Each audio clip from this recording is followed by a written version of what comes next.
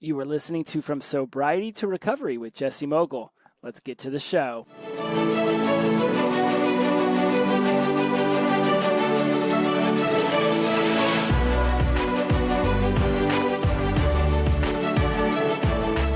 Hello, everyone. My name is Jesse Mogul, and I am in addiction recovery. And you are listening to From Sobriety to Recovery. It is so excellent to have you here again for episode 14, and I am thoroughly excited for this one. And yes, I pretty much say that at the beginning of every one of my shows. But this one is great, and this one is great because it's really going to be following along the lines of what I've been posting on Instagram this week. I've been getting a lot of love off of the green ones. Note to self, you got to do this for you. This is for you. This isn't about anybody. Live for you, honor you, never lose sight of that. And then also the other one, the other green one, when things aren't adding up in your life, start subtracting. And I started posting those really because what I'm starting to notice on Instagram a lot, and this is really where I'm spending a lot of my time getting to know the community there, is that when we're making these decisions to move forward in sobriety and recovery, or someone in our love life or someone close to us is in sobriety recovery, there's this juxtaposition of how are you supposed to interact with this person who was acting crazy or aloof or intoxicated or showing up late or never following through with their promises, and now they're quote unquote a new person and they want to do all this changing. What do you do? What do you do? And equally, I'm noticing that there's about 10 or 20, I don't know, I put them in a collection called fans, where I really pay attention to the newcomers and what they're saying about their sobriety and recovery, because it's important to me that I support the newbies as much as possible. Again, I'm only 26 and a half months into this. I'm by no means an old timer, but I really like to support the people on day 1 and 5 and 40 and stuff of that nature. And then I'll notice that some of these accounts will drop off. I won't hear anything from them for a while. And then they come back and they had a relapse, or, things didn't go well. Right. And so it gets me to thinking that, if you go and you're telling people that you're changing and that everything's going to be different, and then you relapse, how do you have that conversation? How do you step into the fear of that? How do you step out of the fear of that as well, right? Because you're going around and you're saying, that's it, I'm done, I'm going to make a change, and then something happens and you don't, and you have to start back at day 1. And if this happens to you multiple times, then how do you have the conversation with the people that are closest to you and let them know that you are working your ass off to make this change, and it's just not easy? Right? If there's one thing I think we can all agree, regardless of how we got to the decision to become sober, it's not easy. Deciding to become sober, sure, I had that thought for 22 some years in mind, but actually moving forward with it, there was many times that I just stopped drinking and just didn't tell people, because I either I knew it wasn't forever, or I just didn't want to disappoint people. I didn't want to have the pressure.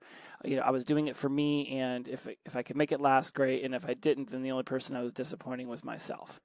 In college, I very rarely actually tried to stop. Maybe my last year or two, I'd go through spells where I'm like, okay, I'm done binge drinking. I'm going to be better. Problem was I would inevitably fall off the wagon, and the blackouts would be worse because I would try to pick right back up where I had left off. And so as we go into this episode, I want you to start looking at yourself and thinking, where are those conversations that you need to have so that you can begin to move forward and really be comfortable in your recovery. Because, if you're in AA, then it's, clearly there's a lot you've already discussed about this. There's a lot you already know about this. For those who aren't necessarily in AA, then there's going to be a question about what it is that you could be doing that perhaps you're not. Where is it? When I look back over them, obviously stepping into admitting that we're powerless over the alcohol or drugs is huge. That's really important for all of us. Doing the inventory of yourself, Refuge Recovery does that as well. Understanding that, being humble and about your shortcomings, and making, step 9, making direct amends to the people whenever possible, except when it would do injure them or others, right?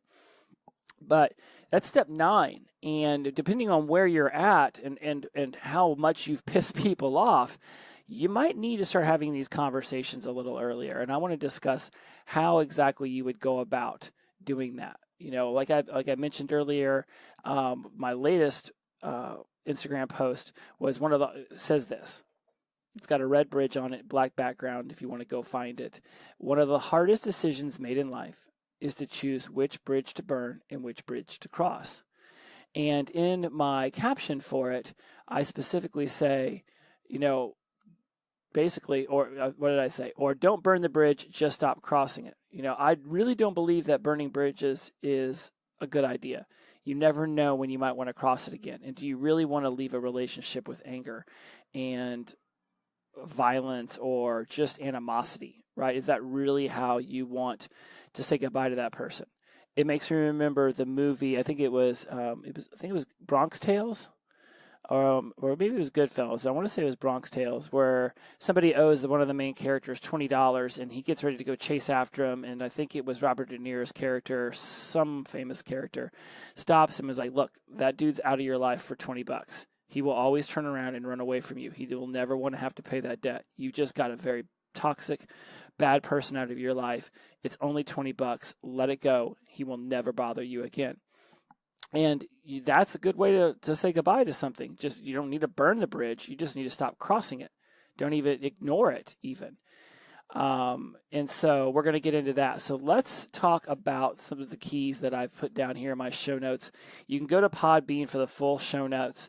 I've noticed that iTunes and some of the other ones don't necessarily put the entire show notes in there. Podbean will definitely have them.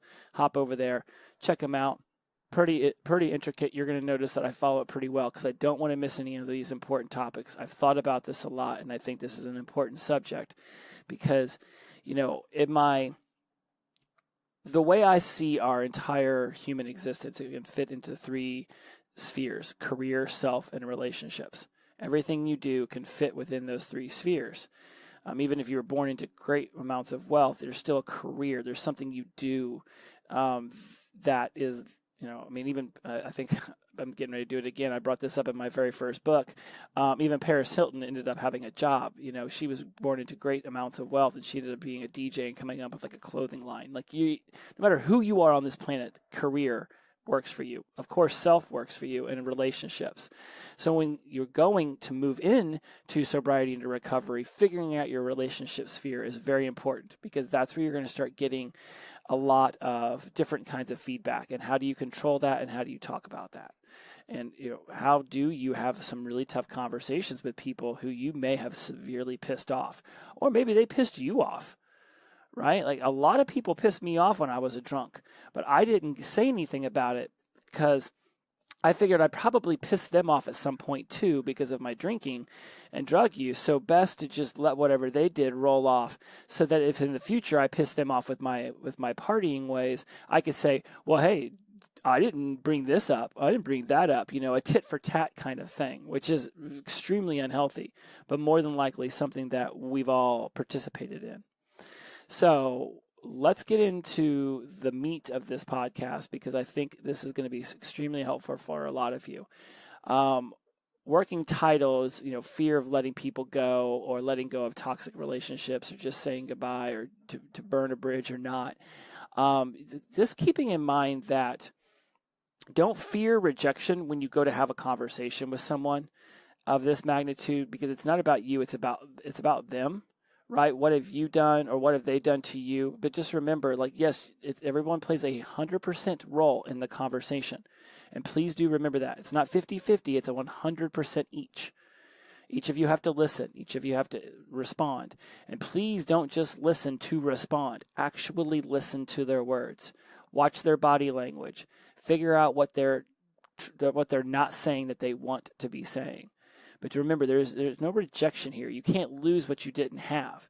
If you had a great relationship with them at some point, and now you're sitting here and that relationship is strangled a little bit, that relationship is tense, then you don't have what you used to have. You have this now in front of you.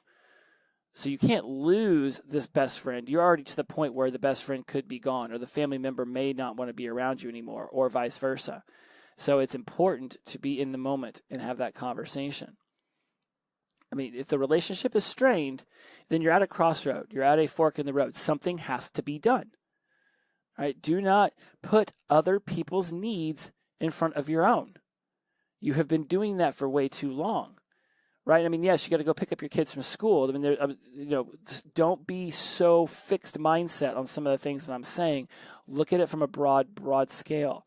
Or if it helps, go down and find somewhere where you're giving of yourself, or perhaps you're tired of doing that. If you're always the one doing the laundry, or always the one doing the dishes, or always the one taking out the garbage, and you really want some help, it's time to ask for that help. And if someone's not really willing to do it, and they don't have a good reason, like, hey, I don't have arms and legs, or hey, I don't really think that there is one. And even if they work 15 hours a day, there's still participation there, right, guys? If it's upsetting you, then you need to have the conversation and see if the reason they give is adequate. I like to say, and I think it's extremely true, that excuses are reasons that could have been avoided. If you're not having this conversation for excuse here, that's something that could be avoided. All right? I mean, what's the most important of all the things important is thinking this. Just think of it this way, guys. How would you act or respond in the conversation if you felt 100% worthy? If you knew you were worthy of whatever it was that you were getting ready to ask for, if you knew you were worthy of forgiveness, if you knew that they were worthy of forgiveness, what would you do? Humility, integrity, gratitude. We know these are 3 of the benchmarks of sobriety and recovery. So be 100% worthy. Feel 100% worthy. That is my little soapbox for the moment. All right. Number 1, why is it important? Okay. When you choose to make these drastic life-changing decisions, you will have to take inventory of the people in your life. It's a must. It's a must. The easiest social group to get into is the addiction one. You show up to a new town, you're in a new school, you go to a new college, you don't have a lot of friends, you burned all of your bridges on accident or on purpose, and now you just want some friends and you were using. All you have to do is go to the bar. Guarantee you're going to be able to find some people who want to do some blow, smoke some pot, whatever else you might be thinking of. The easiest social group to get into is the addiction one. So you're going to have to take inventory of the people in your life and ask yourself, are these really friends? Are they drinking buddies? Are they party friends? Or are they just friends of convenience because they're the only ones who would tolerate you? Are they the only ones that you would tolerate? I mean, are these people going to support the new you? Are they going to drag you down and back to your old ways? Or maybe they're even going to want to join you. And I know that when I first got into sobriety, before I even thought about getting into recovery, I immediately thought, how are people going to judge me from my 20s? All these people who used to watch me party, and now I'm going to be going off. I want to get sober. I even had one friend ask me, so I guess you found Jesus. I'm like, why would I? Well, I don't understand. Why would I have found Jesus? Well, you're going to AA and you're sober, so you found Jesus. And I'm like, well, I don't go to AA. I go to Kaiser, and I have 5 meetings a week there and a therapist. And I don't need to find Jesus to be sober. I did understand that there was a higher power involved, and I do call mine the universe, and I do understand that with, the universal energy that is life and that is just everything that exists, that through the universe's power, I was able to release the strain and the fear of that this would be possible, because in a universe of infinite possibilities, why can't this be one? Why can't me being sober be one of those possibilities? In the matrix of life, in the 1 zillion different planes of existence, can't I be sober and in recovery in one of them? And so I didn't need to find God. I've found my version of God, just like everything says in AA now. I mean, you can find it all over Instagram. You don't have to believe in Jesus or Mohammed or Allah or whatever the other ones are. I don't know them either, but I can guarantee you don't have to follow that to get into sobriety and then move into recovery. So don't let other people throw weird stuff your way and drag you down. You've made this decision. It's time to power forward. It's time to move through the fear, right?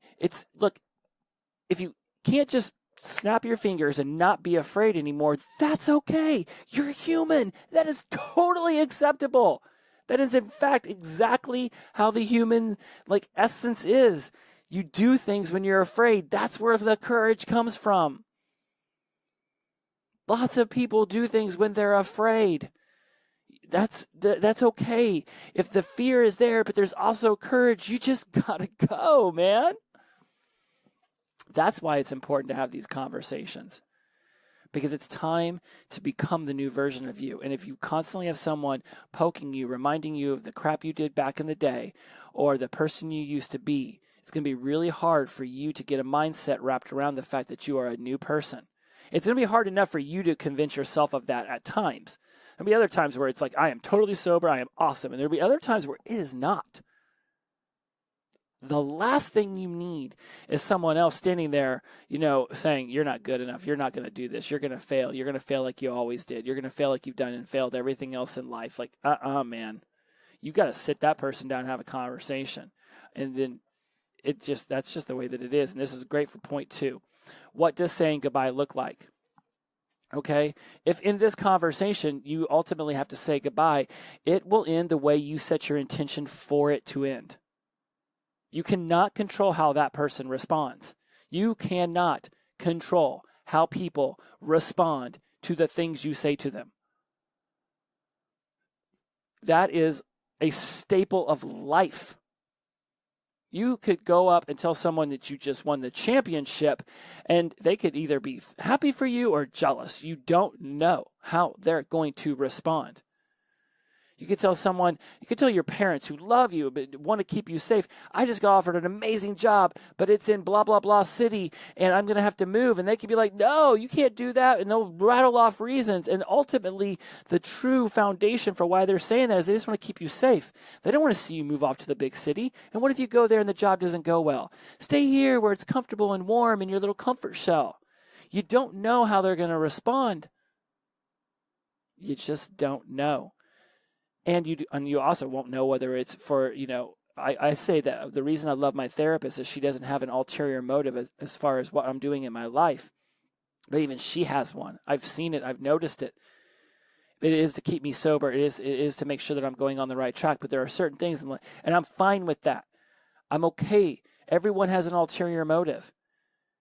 Even if hers is just to see me be happy and sober and in recovery and healthy, there are going to be times where I'm going to say some crap like, hey, I've got an idea. I should stay up for 7 straight days and play cryptocurrency on Coinbase. She's not going to be thrilled with that, and she's going to try to lead me away from it. You cannot control how someone responds. You can only control the way you act and respond within the parameters of the conversation. And, of course, moving forward when that person's name is brought up in any conversation outside of the one you're having with them right now.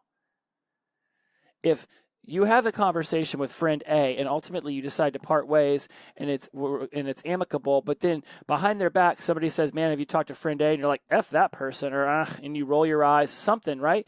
Like that's some shiesty crap, guys. If you left it amicably, or even if you didn't, when somebody else asks, just be like, that is what it is, and that's between us, or whatever it is, but keep it positive. Even if that person stole all your money and ran off to Vegas with your best friend's girlfriend, whatever it is, just be like, you know what, that person's doing their thing, but I'm over here and I'm doing my thing, and I'm really happy with the way that this is playing out for me, and I wish them the best in life. They'll get exactly what they deserve based on their actions, right? That's not negative. You could probably say it with a sarcastic tone, but ultimately, everybody gets what they deserve at some point. You can only control the way you act and respond within that conversation. And then once you leave that conversation, anytime that person is referenced. So you need to set an intention for a positive outcome when you start the conversation with the person. This is what saying goodbye looks like, guys. This is what saying goodbye looks like to people who are grounded and stable and present and mindful.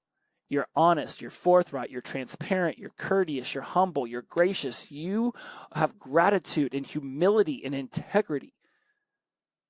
You set an intention, even if it ultimately means that you will never talk to this person again. You set the intention to walk away amicably.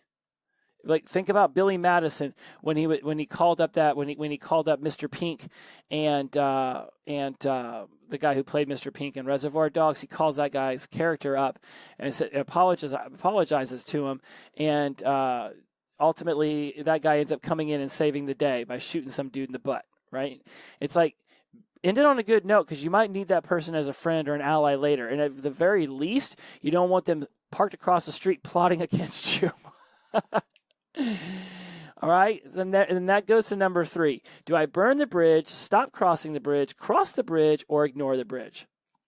You have to do what's best for you, regardless of how it impacts the other person. I remember Gary Vee saying something like, saying goodbye to a parent, a relative, a best friend, a friend, an acquaintance, it's going to be difficult. It's going to be difficult. Even if and I put in my notes, even if you let me go back to Gary Vee. He says it's going to be difficult, but it doesn't mean that it shouldn't be done. If it has to be done because that person is spewing so much toxicity into your life, or if you think that you're spewing so much toxicity into their life that it's just no longer a viable communicative relationship, it's no longer positive and growth-oriented, then you have to make the tough decision. Doesn't mean it's going to be forever. I remember getting in a huge fight with my mom right around 21, 22, and we basically didn't talk for 3 years. And, of course, now that she's passed away, I'd love to go back in time and get all of that back. But at the time, I was just an ignorant, up my own ass, young 20-something who just didn't give two damns about anyone but himself. But we did grow back closer together. We did come back. We did finish our relationship amicably and lovingly, and I adore her still to this day. But for that period of time, we had to stop talking to one another. If you don't talk honestly with the person while you're having that conversation and let them know what you're thinking, then they're going to be confused, which could bring anger, resentment, any one of those negative thoughts, emotions, whatever it is. If you're not being honest, you're not talking with sincerity, they're not going to know what you're thinking. If that conversation is going to end well, then you got to be able to tell them the truth in that moment. The person could feel owed an apology or a grand gesture, right? The whole step number 9, right? You will choose to make amends or not. Step 9 is up to you. And once you've made that decision and acted on it, if they're still unable or unwilling to see you differently, then you will have to choose whether that works for you in this stage of your sobriety and recovery or not. If they are unwilling to see this new version of you, then you have to decide that you are going to just have to, you're going to have to make that tough decision. That's ultimately what it comes down to. You want to become this new version of you. The tough decision is there for the taking, for the making, whatever it might be. So now, number 4, how to have that conversation, right? Like, this is a big one because this is where the whole thing comes down. And like I said before, honesty, forthright, transparency, courteous, humble, gracious. This is where you step into that. Honestly, and I'm saying this honestly, you need to keep the emotional triggers to a minimum. If this conversation dissolves into some outrageous argument, then nothing positive will be attained from that segment of the interaction. No positivity is going to come from screaming at one another back and forth. You get a lot of anger out. I do not talk to people like that. I do not let people scream at me and yell at me. I'll give them 5 or 10 seconds if they got to raise their voice and release something, because goodness gracious knows I have. And I'm going to take a couple breaths. I'm going to walk away. I'm going to come back. I'm going to say, wow, that was, I'm sorry I had to do that. I'm sorry I did that. That is not what this is going to be. And you have to step into that. If you're feeling emotionally triggered where you're going to start getting angry and you're going to start screaming and yelling, you've got to calm down, breathe, reset, walk away, whatever it takes. You are a new person now. We are new people. I am a caterpillar who turned into a butterfly, who drank his life away. So then that butterfly resurrected himself like a phoenix, and now he can no longer go back to being that caterpillar who isn't a heavy hardcore drinker or a drug addict. I've done this chrysalis. I am this butterfly, but it's a new season. I've got new wings of whatever metaphor works when it comes to butterflies. I was obsessed with them in college, and I wrote many stories about them. You'd think I would know a better way to talk about them, but I'm really, really charged up right now, because I see this not happening well, and I know it could be done better. When you're in these conversations, realize that you're arguing over the problem. The problem was your drinking. The problem was your actions while you were drunk. The problem was there. All right? It's not necessarily one another. When you were sober, there was some point where you were at least a decent human being.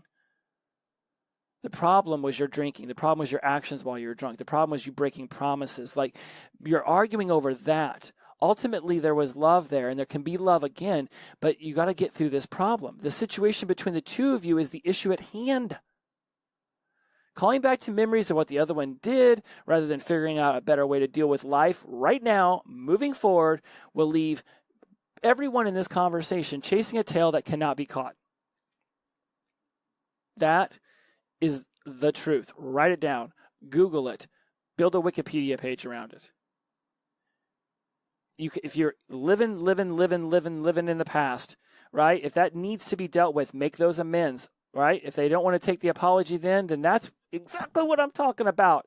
At some point, you have to be able to just walk away and say, man, I really effed that one up. I am sorry. I'm going to have to go off and do better with the next person. Sometimes I have a saying, X's are X's for a reason. I do not go back to the well twice on that one. Whatever broke us up, you know what? There are a bazillion fish in the sea. Thank you. Try again. When it comes to, I know you're like, but Jesse, these are parents and these are family members and la la la la la. And I'm like, I get it. I totally get it. You're right. You're going to have to see him around Thanksgiving. You're going to have to see him around Easter. You're going to see him around Christmas. I get it. So talk to him cordially and move to the other side of the room. You're living in a fixed mindset if you're thinking that you have to sit there and take the barrage of bullshit that they want to throw at you, or vice versa if you're constantly throwing it at them. You're living in a make-believe world if you think that somehow because they hurt you and they were an addict around you and they blah, blah, blah, that they owe you for the rest of your life. That's just ridiculous. We have all made some mistakes. Even the worst atrocity at some point, I think I've referenced this in other conversations, but it's like there have literally been people who were involved in the Holocaust come out and say, all is forgiven. I cannot hold on to that anger. I cannot hold on to that resentment. You have to remember that forgiveness is not for the other person. It is for you. It is for you. I will say that again to make sure that you are paying attention as you are driving in traffic. Forgiving someone is not for them, it's for you. And sometimes you will literally, well, I guess the true word there is figuratively, you will have to accept an apology that never comes from a person who's not really sorry. You will have to accept an apology that never comes from a person who isn't even sorry. It's unfortunate, but at times in life, that's going to happen. And so that leads us to the final step. What if it doesn't go great?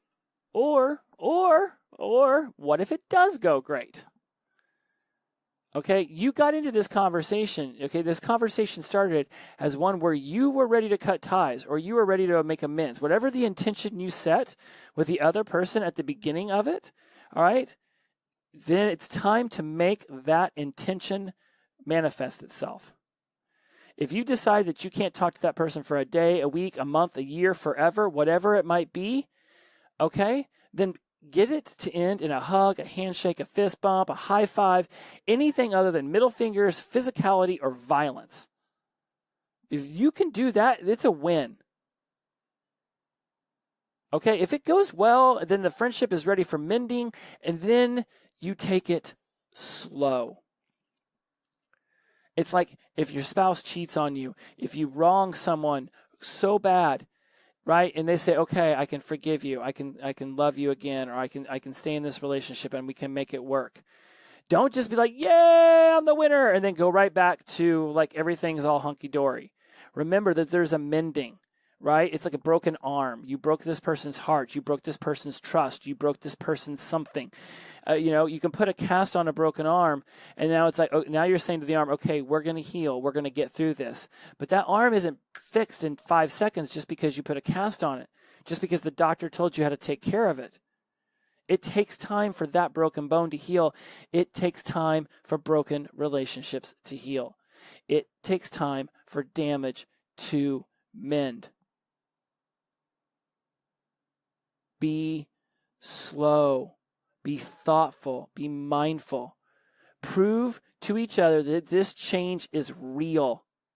That the sentiment shown in that conversation was real, it was lasting, it was loving, it was true, it was honest, it was transparent, it was forthright, it was everything I mentioned up there in step 2.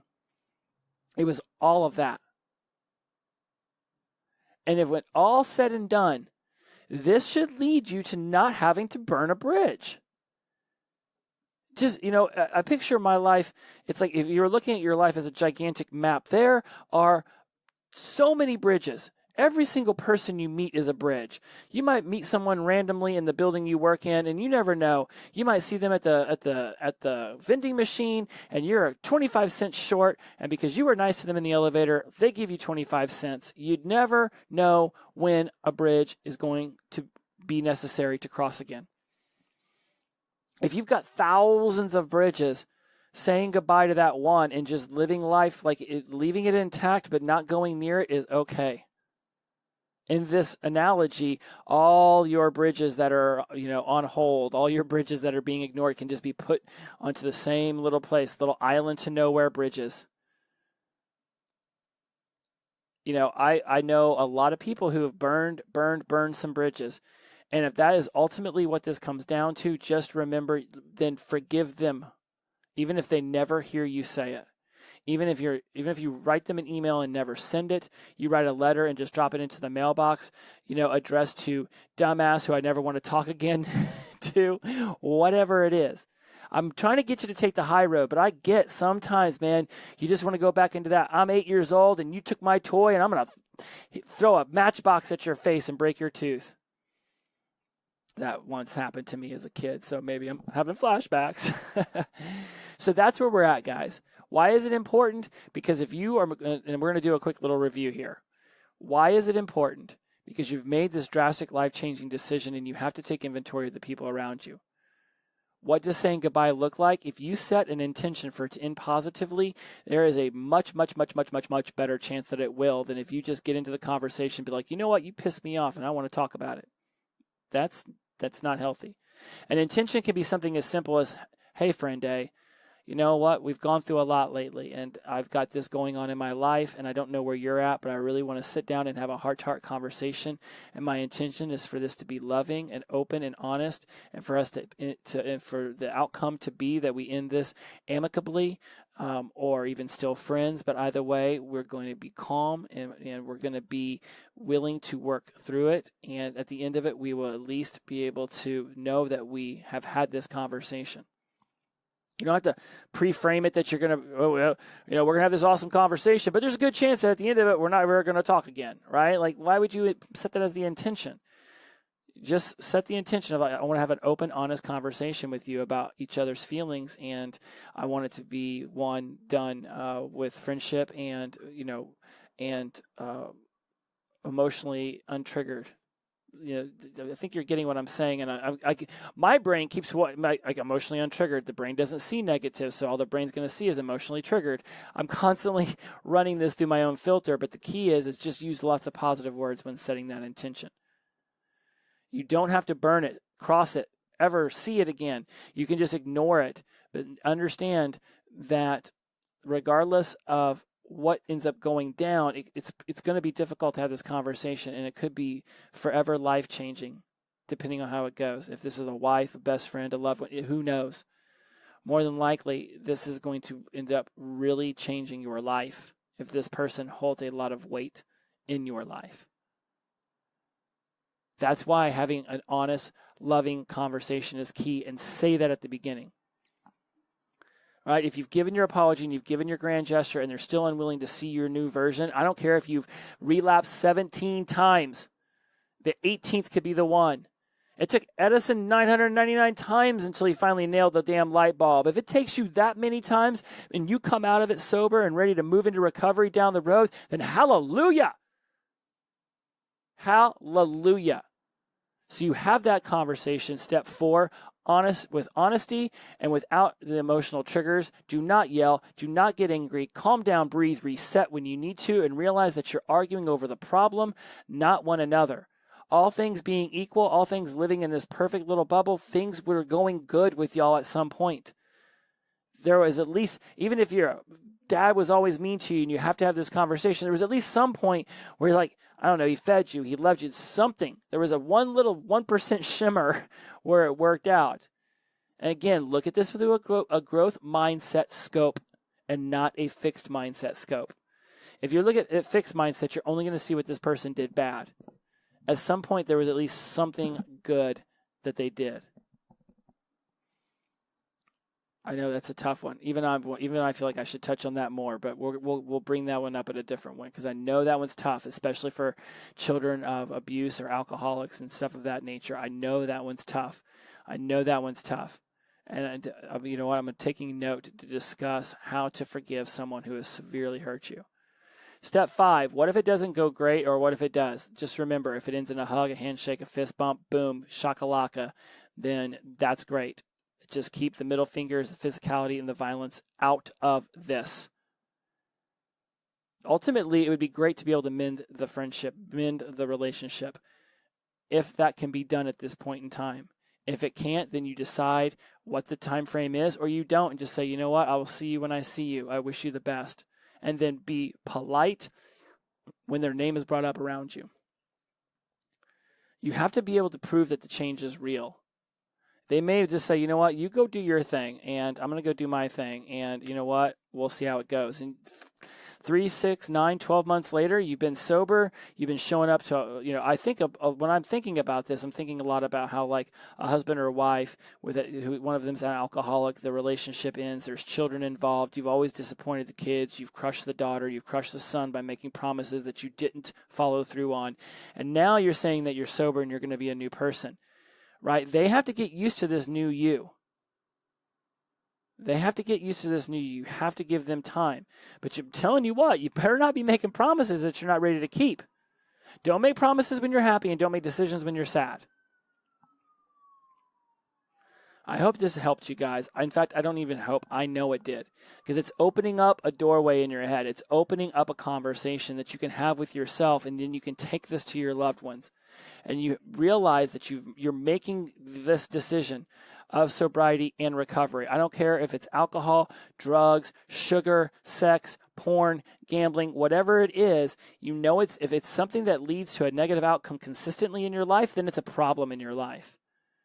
And when you decide to let it go, there's going to be a major shift with everyone else who's learned how to deal with you as this person who was doing this vice and is now not.